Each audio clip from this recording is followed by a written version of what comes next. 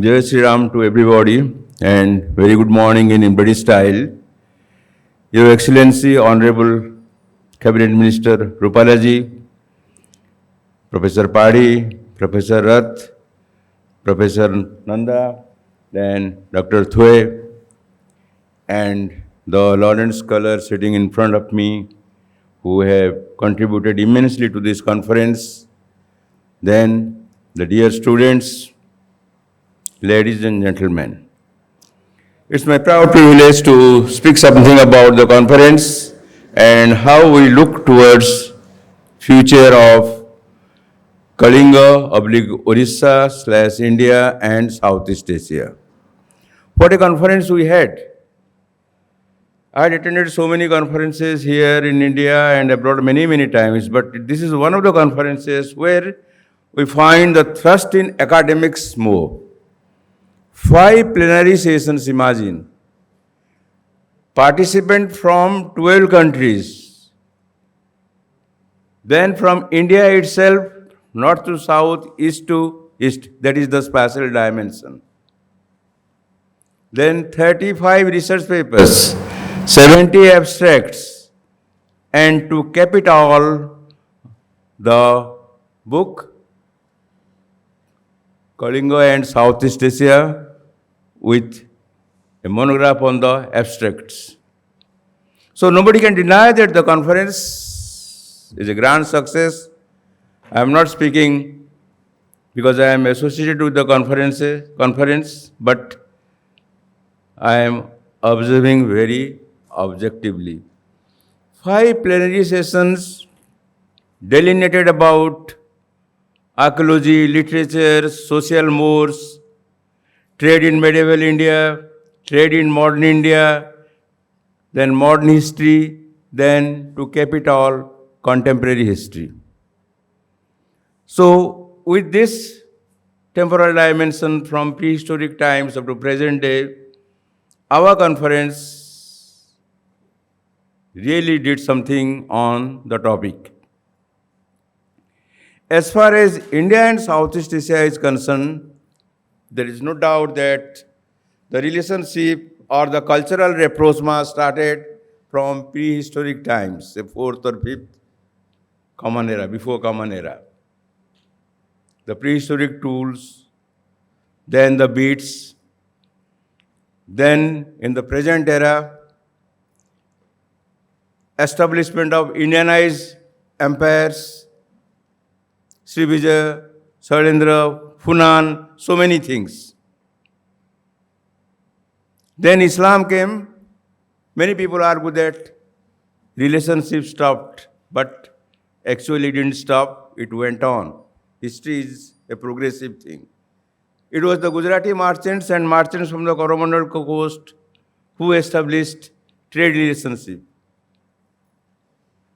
In colonial times, although the cultural factor declined, there were the Indian indentured laborers, then Indian businessmen, moneylenders in Southeast Asia. And in the previous century, India played a major role. Rabindranath Tagore, while visiting Southeast Asia, called Soul of India resides in Southeast Asia. The Southeast Asian leaders like Ho Chi Minh, Sukarno, looked towards India. Then Subhash Chandra Bose, Indian National Army or Azad Hind Force. Then after Indian independence, it is very easy to criticize that India did nothing at that time, but in fact, from 1947 to 1962, India was very much in the hem of affairs in the Cold War period. That time was the Cold War time. 2 blocks were there. And India very astutely followed a non-aligned policy. Asian Relations Conference, helping the Indonesians in their fight against Dutch. Bandung Conference. Then the non-aligned meets. But after 1962, the too much of idealism of Nehru saw India's prestige going down. India even declined ASEAN membership offered in 1967. India looked towards West Asia because of the vote bank or whatever you say, because of the majority of the people were Muslims there. Then from 1990, gradually, India changed its policy and looked towards East. The visit of the diplomats started, the cultural relations, economic relations started, which got a fillip after 1914. India marched with full speed, no holds bar, from 19 to 2014 onwards under the new regime. Act East, act vigorously, take Southeast Asia, neighboring countries as India's partners and position India globally, unlike in the colonial period or just after independence. So we must, as academicians, exploit that situation and do something about India and Southeast Asia by holding such seminars like this. And the conference is very grateful to Dr. Padhi, Professor Padhi, in organizing this conference and the unstinted labor by our student friends. Then coming to the theme of Odisha proper, there is no doubt that Odisha or Kalinga had a glorious tradition of cultural rapprochement with Southeast Asia. Starting from BC or before Common Era times. And there are many, remnants of Odisha's contact in Southeast Asia still now.